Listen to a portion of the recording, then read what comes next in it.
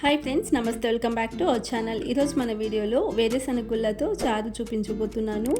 వేడి రైస్లోకి చాలా రుచికరంగా ఉంటుంది. ఇందులో మసాలా కానీ ఆయిల్ కానీ అస్సలు యూజ్ చేయట్లేదండి.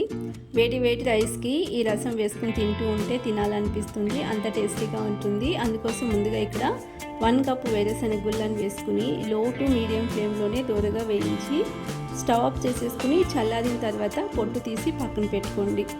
నెక్స్ట్ ఇందులోని 5-6 పచ్చిమిర్చిని వేయించుకోవాలి.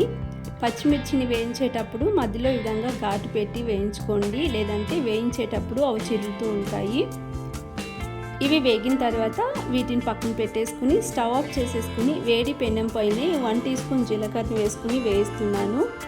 జీలకర్ర తొందరగా వేగుతుంది, అందుకని స్టవ్ ఆఫ్ చేసేసుకున్న తర్వాత వేడి పెనం పైన వేసి వేయించి పక్కన తీసుకోండి.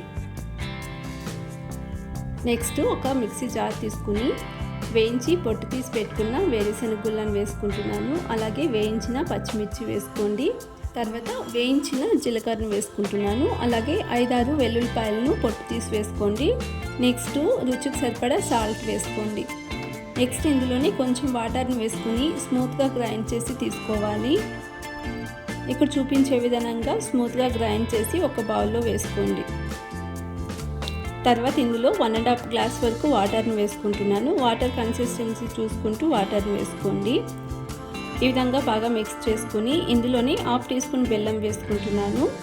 తర్వాత ముందుగానే నానబెట్టి పక్కన పెట్టుకున్న చింతపండు రసాన్ని వేసుకుంటున్నాను. ఒక లెమన్ సైజ్ చింతపండుని నానబెట్టి రసం తీసి వేసుకోండి.